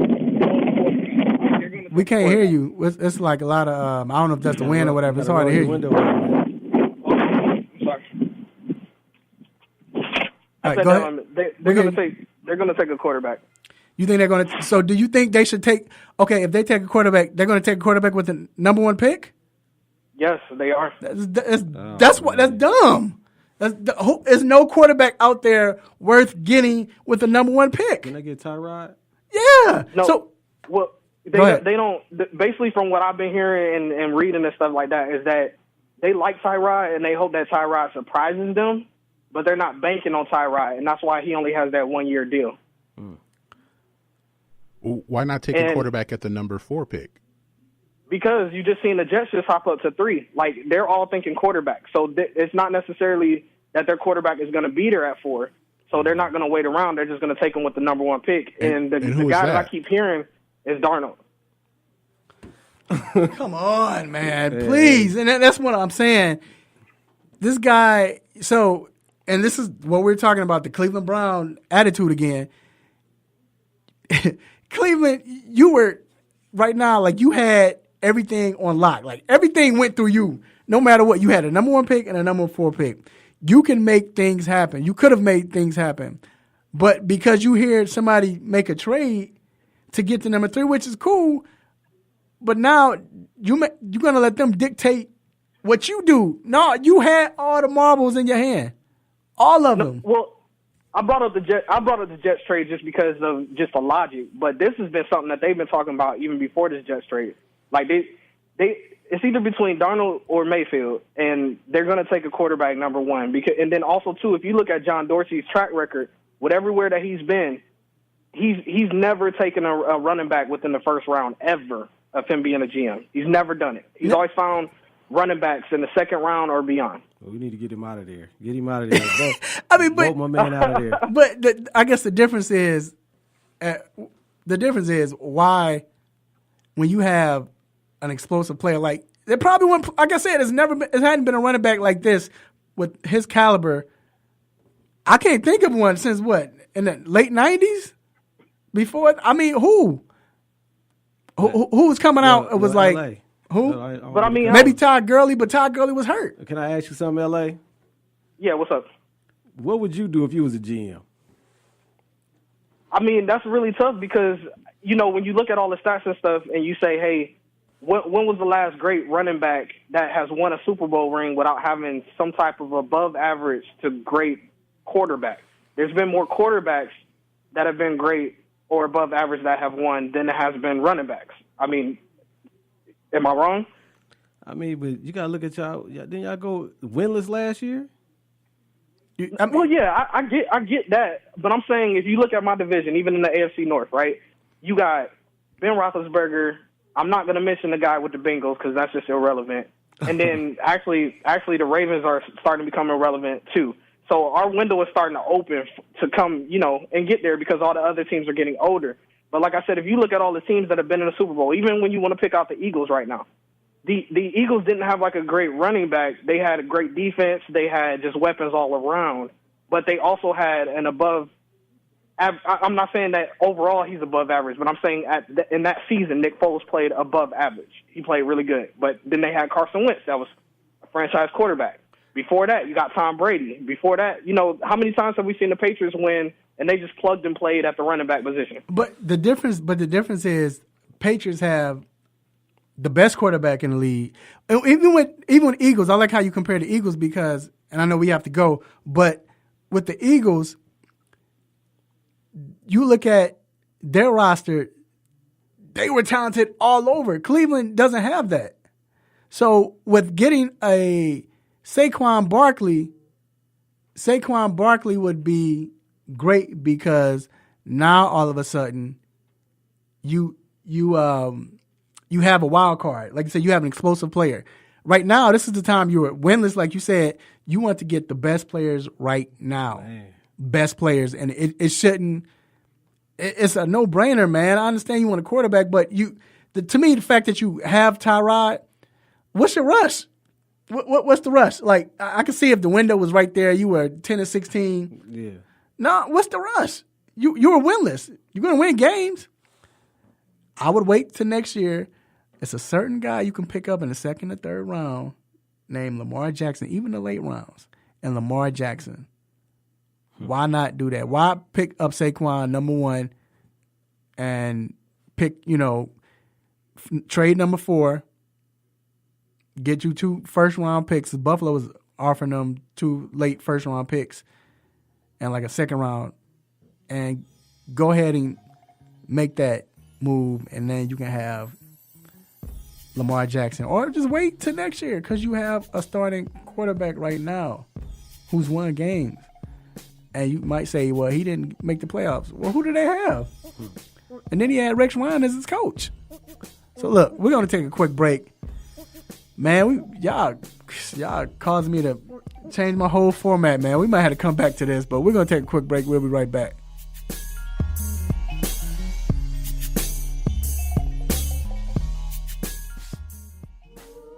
Yo, what's up? This your boy Marcus Banks to the Big 3 of the Ghost Ballers.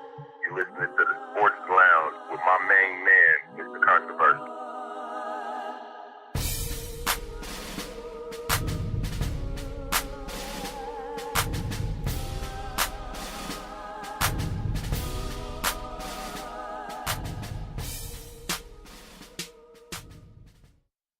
Dad, I'm really afraid of what's happening with the economy. There's too much civil unrest, too much terrorism, and unstable global markets. I'm tired of riding the ups and downs of the market. It reminds me of 2008. I was caught off guard then. How do I prepare for the worst now? What'll I do if the dollar collapses? You gotta stop worrying, son, and take action. It's time to think about a precious metals private storage IRA or an investment in silver with the Gold Silver Group. Like I said before, you insure your house, your car, your kids, and your life. Don't you think it's time to insure your wealth? Call Gold Silver Group at 800-943-0834. Learn how easy it is to set up your own precious metals private storage IRA and how you can qualify for up to $700 in free silver. Gold Silver Group can satisfy any of your precious metals investment needs. Receive your gold and silver fully insured and privately delivered to your door. Call Gold Silver Group, 800-943-0834, 800-943-0834.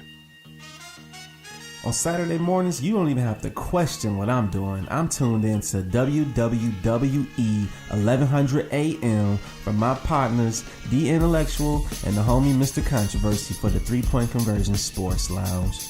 Here, now, forever.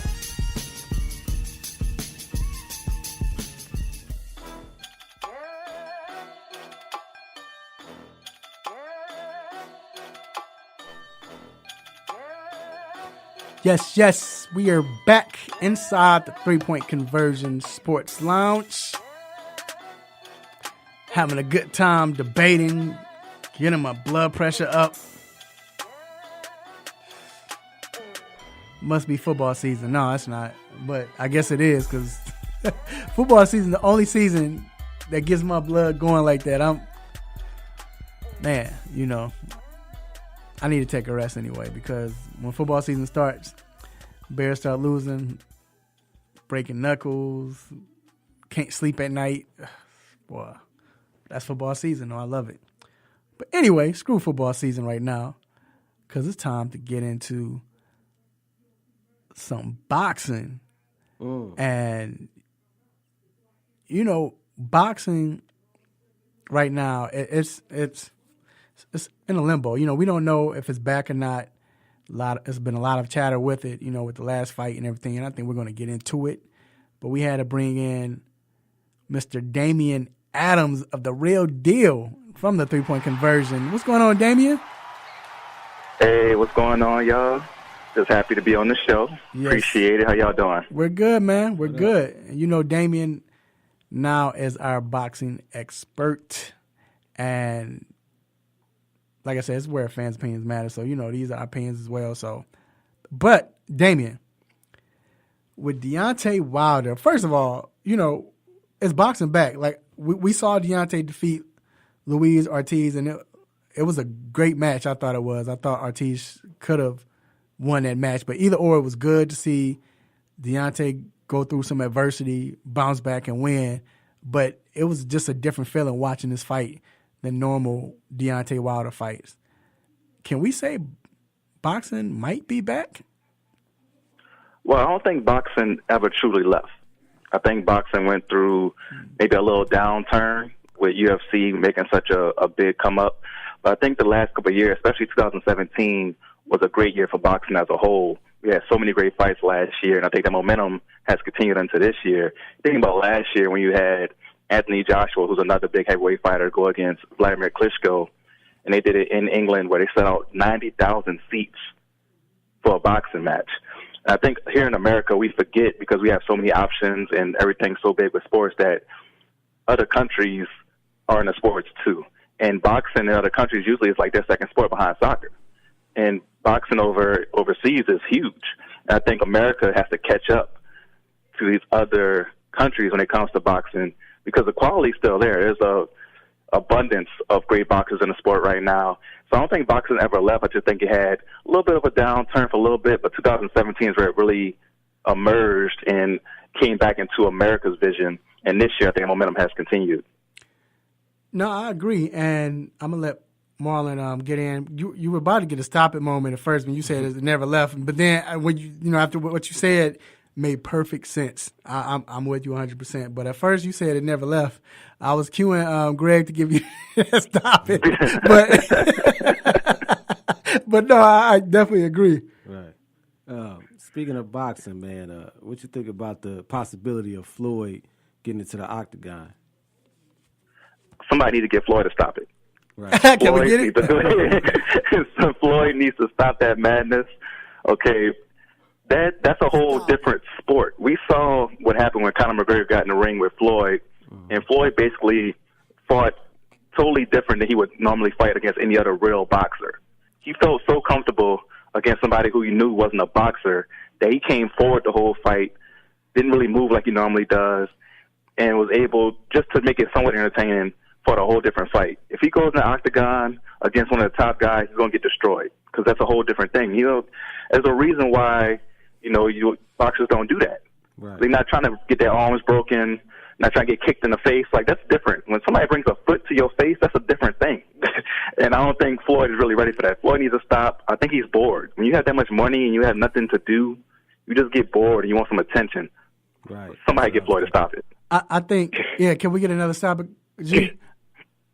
Stop it. I think that, I honestly think that Floyd is trying to turn boxing or UFC, whatever, to another version of the WWE, because I don't think he's serious about actually. I mean, Floyd is a pretty boy. You know what I'm saying? Like you said, if they grab him, it's a wrap. What is he going to do? What is this? He going to bite him? Like, there's nothing for him to do. So I really think it's a gimmick, to make money again, like normal. But I want to go back to the heavyweights. With Anthony Joshua, he has a fight coming up soon. Deontay Wilder has been calling to fight him. And all he's getting is like a voicemail. Do you think Joshua is ducking Wilder? No, I don't think he's ducking him. I think it's a smart business strategy to hold off on that fight for right now. Because, like you mentioned, Anthony Joshua does have a fight coming up against Joseph Parker on March 31st, which should be on Showtime at 5 p.m. Eastern. And that fight is going to unify some of the titles in heavyweight division. And then after that, he can fight Deontay Wilder to unify all the titles. And that's where all the money comes in. If he would have fought him earlier, the money wouldn't have been as big. So now the fact that they're going to unify all these titles with Joseph Parker and Anthony Joshua, and I'm not looking over Joseph Parker. It looks like Joshua is the favorite, but Parker can fight as well. I think it's going to be a really good one. If Joshua comes out on top of that fight, and then all signs point to Joshua versus Wilder. Now, if he ducks him after the Joseph Parker fight, then we have a situation where legit ducking is happening. But it's a smart business move to hold off sometimes to make sure all the circumstances are correct to get that the biggest money day you can get. Well, I got a question for you. Speaking of ducking, that was a perfect segue. Why everybody ducking Terrence Crawford? Terrence Crawford out there. Why ain't nobody fighting him? Well, Terrence Crawford is set to fight Jeff Horn, and that fight got postponed because Terrence Crawford injured his hand during training. So we don't have an exact date on that. Now, for him, he just moved up to 147, so he does have to kind of earn his way up to the top guys. I don't think people are ducking him because Errol Spence is somebody who really wants him. Errol Spence Jr. is an amazing fighter at 147 who people say are ducking him. So if Terrence Crawford could beat Jeff Horn, which I expect him to do, because Jeff Horn, only reason Jeff Horn's in the conversation is because the judges robbed Manny Pacquiao in that fight against him last year in Australia. Yeah.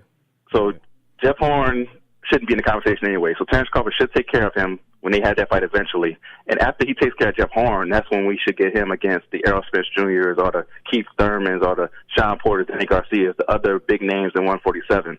But he's an amazing fighter. He's somebody who definitely has superstar quality. This year should be a big year for him. Hopefully he can get over this hand injury, and we see it pretty soon. And once again, we're here live with Damian Adams. I guess now he's the boxing expert of the three-point conversion, and he has his own show, The Real Deal with Damian Adams. Now, who is the next superstar in boxing? Is there someone else that we should, or someone out there that we should say, let's look out for him? Well, right now there's an abundance of guys. I know a lot of people were turned off during Floyd Mayweather's era because he was such, the biggest figure by far in boxing for such a long time. A lot of people didn't like his style. Some of it was hate. Some of it just was hating on him because he was getting so much money and not, fighting the normal way that you would want people to fight and just being out there reckless. But now we have such an abundance of superstars. Of course, we got Canelo, who's only 27, who's going to be fighting another mega fight in May. You have Terrence Crawford, like I mentioned, somebody who's undefeated, who has a bunch of titles. He unified 140 last year, and now it's going after the 147 crown.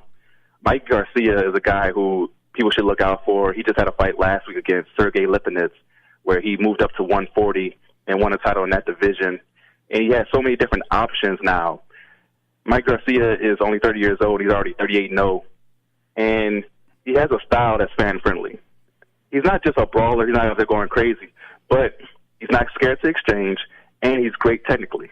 So he's somebody who has power in both hands, knows how to counterpunch. And when you have somebody like that who's not scared to exchange, it's going to be fan-friendly. People will like it.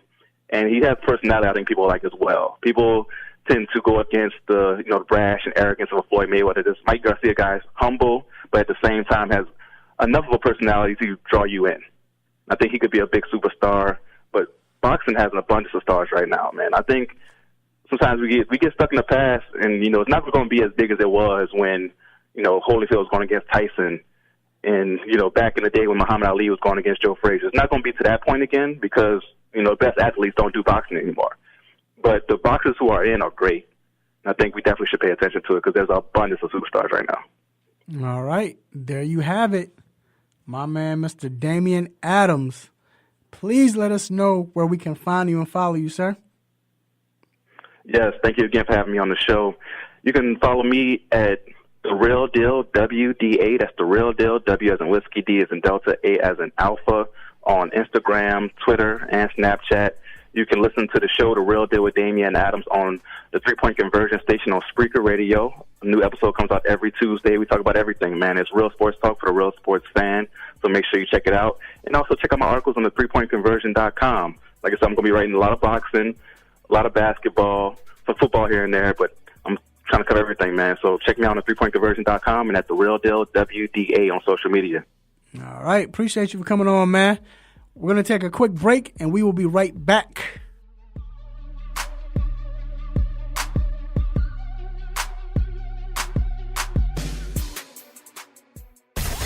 Tune your radio. Tune in. Now. You can tune into this radio station on any smartphone or tablet. iPhone. Android. BlackBerry. Nokia. Samsung. Windows phones. Or whatever you have. Download the free TuneIn app from your phone or tablet's app store. Tune in with music, sports, news, and comedy. From over 70,000 radio stations around the world, including this Beasley Broadcast Group station. Check it out at TuneIn.com. Or your app store. Thank God for today. Hey family, it's Dorian Paul Williams, formerly of Uncle Charlie and the Gap Band. Now listen, my foundation, the Fathers Who Will Foundation, is inviting you to join the movement to motivate C-average high school seniors and college students right here in Atlanta to continue their education and skill training. Your support will help to provide valuable resources so these worthy students can build a bright future. To make a contribution or find out if your child qualifies, visit cscholarshiptour.com or call 888-900-8958.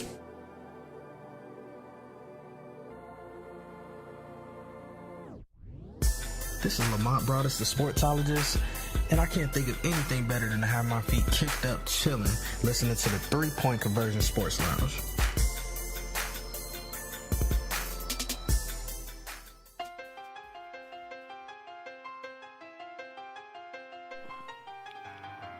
Yes, yes. We are back inside the 3 Point Conversion Sports Lounge. Got my man Marlon Jones, a.k.a. Sucker Free. Sucker Free in the building. Here with Mr. Controversy, having a good time. I don't know you all hear that music. No, we're not about to have battlegrounds. But speaking of battlegrounds, it was a close one last week between TJ Bentley and BS3, or Ben Sutter, he goes as a.k.a. BS3. But Ben Sutter came out with the win, man. He just edged him by 1 vote. So he moves on to the next round. So congratulations to him. So we talked about that UMBC. Am I saying it right? UMBC. Y'all better know about the right. Retrievers. The Retrievers. But we talked about UMBC. You know, every time I say that, I'm going to say, I have to say that. Am I saying it? Because we don't know who. Now, by next week, if they win again, I'm saying it with confidence. If they win again, ESPN going to be all over them. You got to say the full name of the school. Yeah, we have to say the full name of the school then. Right, right. But we talked about that. and we were wondering if that's the biggest upset. Quickly, do you think that's the biggest upset? And just sports or just college sports? No, it's the biggest in college sports because it's that's never been done before. But in sports, if it's not, what would you say is the biggest upset? Me personally, which hurt my feelings when Grant Hill threw that ball to Leitner. That hurt my feelings. You thought that was an upset? Yeah, because I was going with Kentucky. That upset me. I was when they beat UNLV. I was crying. But go ahead. What you got, G? As far as in sports, I know it was way before my time, but Super Bowl III, Jets over the Colts because everyone thought the AFL was so inferior. Okay. And right. I'd also go with the Patriots over the Rams for Brady's first Super Bowl. Yeah. It still has to be Buster Douglas beating Mike Tyson. Like, I remember that. I didn't watch the fight, but I remember hearing it, and I was like, that can't be right. Like, Buster 40 Douglas. 40-1 odds. That Joker looked like they picked, like he was sitting on the chair, on the sofa at home or laying down watching TV, and they told him, hey, man, you want to fight? And he just got up like, yeah, let's fight. Like, that's like, dude didn't even look in shape. Yeah, Mike Tyson wasn't even tripping though. He was just out there. Yeah, he was going through so much back then anyway, man. Even though he knocked him out before, remember that when he knocked him down, they were saying that the referee was counting slow or counting late. Yeah, mad slow, and the one is off the one on the canvas. He was already at 10 when the guy was at 8, and that's when Buster got up. So every time someone brings up that Buster Douglas fight, I always think of off of that one fight, he got a video game. There's a Buster Douglas video game. He did too. Yeah, and that game was whack. That video game needs. Can I get a stopper for that? Also, that game needs to stop it. but stop it. Yeah, man. So let me ask you all: what was the biggest game, or most memorable game, whether it was an upset or not? I guess a game that had you in like wow, because this was one of those moments like. If it doesn't happen again, which it probably won't because, we never seen it before, this is a game that you will always remember, that UMBC. So what game can you say that is most memorable to you? And not necessarily, because I could go with games because it hurt my feelings, like you said, because I could go with that Bears-Arizona game, like, man, when we came back and won, and Hester ran it, like, I would never forget that. Yeah, right. I would never forget that. But I'm saying a game that, and I guess I can say that because that was a memorable game, but a memorable game like you would never forget. I'll never forget the Giants in Buffalo when Norwood missed the field goal. I went to school the next day and didn't want to go to school because I bet on the Buffalo. Yep. And I had to go to the crowd at school in the lunchroom and had to hear it all day. That was the most memorable game for me. Because you know what?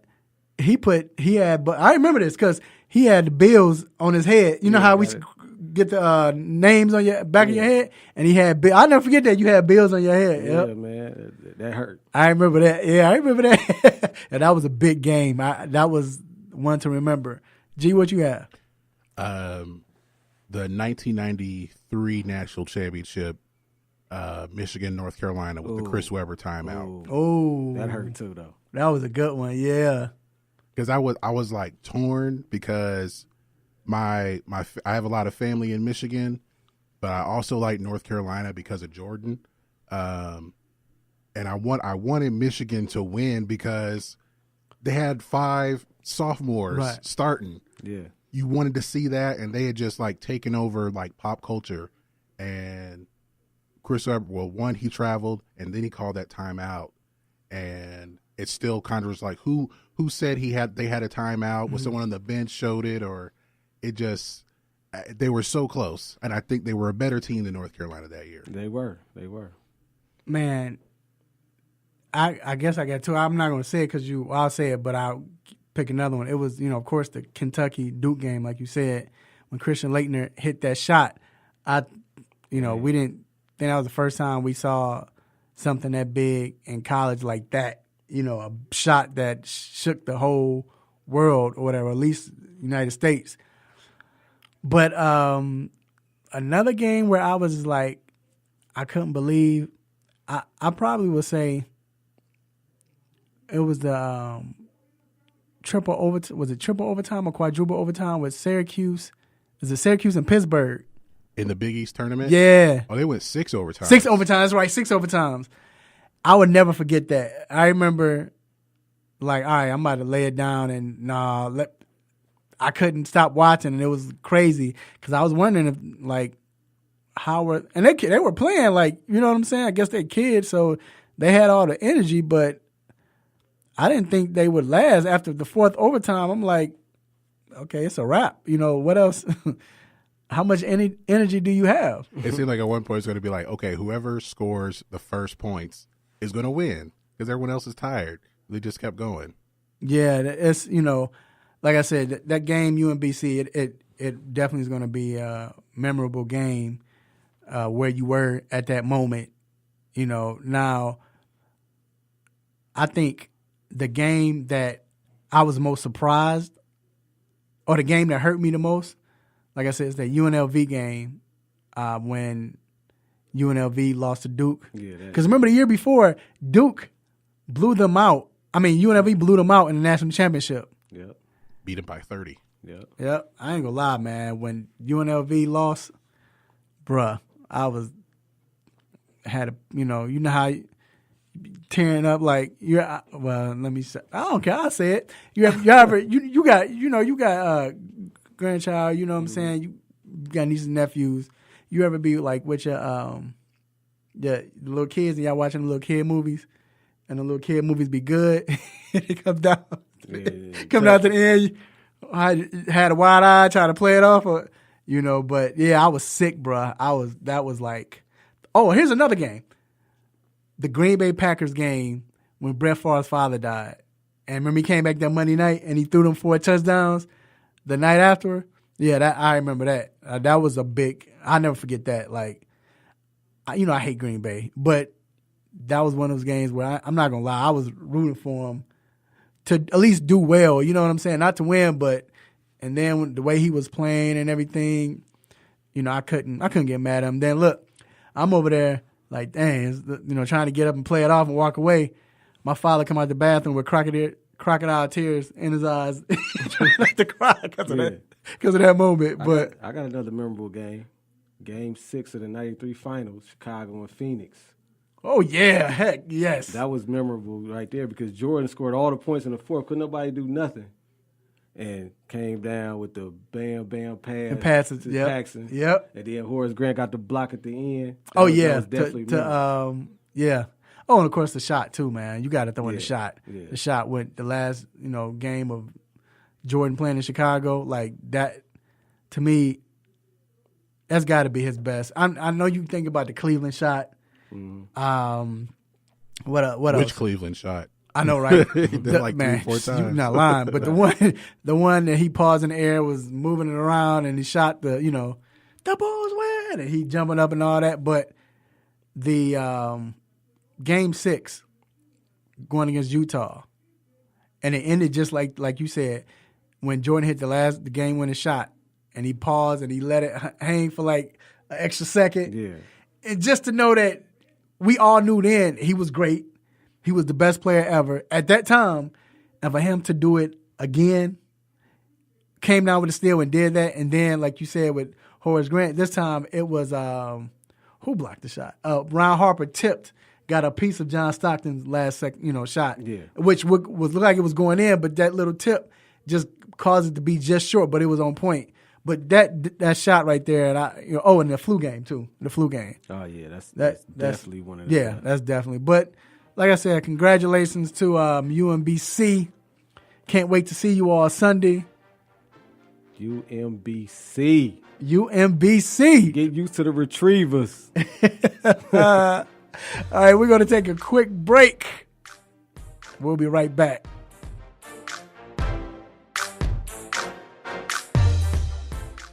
There's a lot going on in the world, and your world is always changing. That's why it's important to stay connected. The latest news, the latest entertainment, the newest music. If it's in the air or on the air, it can be in the palm of your hand, wherever you are, with the iHeartRadio app. iHeartRadio. Over 1,500 live radio stations from across the country, and over 15 million songs to create your own custom stations. Text IHR to 45495 to download the app or listen at iHeartRadio.com. Standard text and data rates apply. What's up? This is Anthony Hamilton, and you're listening to the 3-Point Conversion.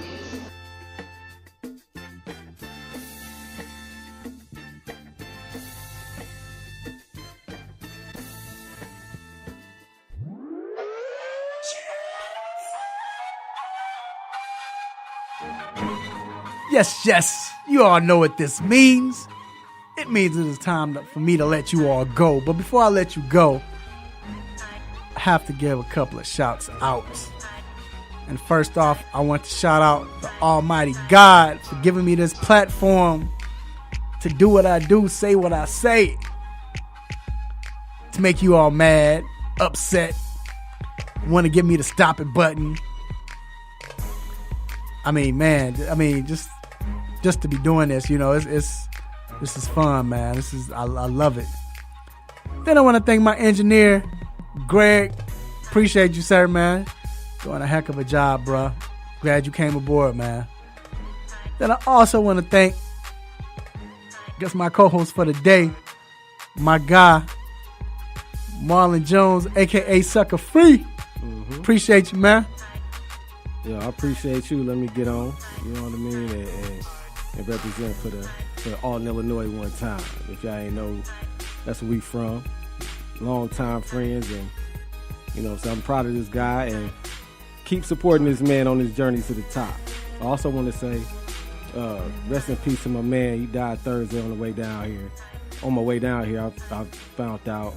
Good dude, Marcel Hinton. Shout out to the Hinton family, man. My condolences.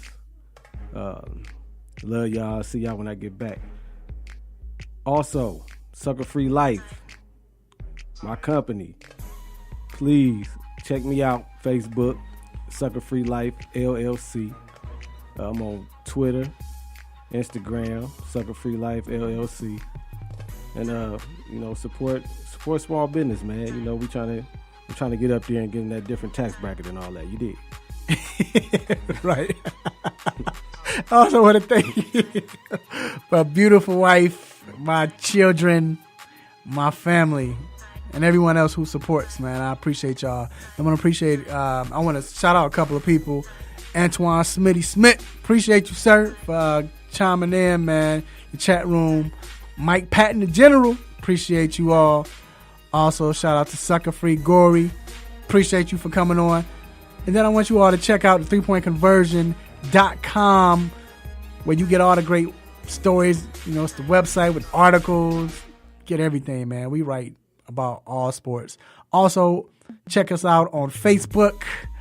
Just look up the 3-Point Conversion. We get out the news faster than anybody. I don't care if it's the 4-letter network, Fox Sports, whoever. We get it out faster, trust me. We're also on Twitter and Instagram too. And then you can check me out, Controversy Raphael on Instagram and on Facebook as well. Mr. Controversy 21 on Twitter. Man, enjoy sports this weekend. Like I said, it's a great day for sports. It's St. Patrick's Day. I don't celebrate it, so not celebrate, but I'm saying I'm not wearing green. But I will have fun. But anyway, y'all have a good time. Eat well, love family, let family know that you love them. Same time next week, same crazy show, same crazy host. Until then, will you miss me? I'm out. Peace. You just got done listening to the 3-Point Conversion Sports Lounge. Be sure to follow us on our Instagram, Twitter, and Facebook accounts at the 3-Point Conversion. And also make sure you check out our website, the3pointconversion.com. Be sure to follow us live and listen every Saturday morning at 10 a.m. Eastern.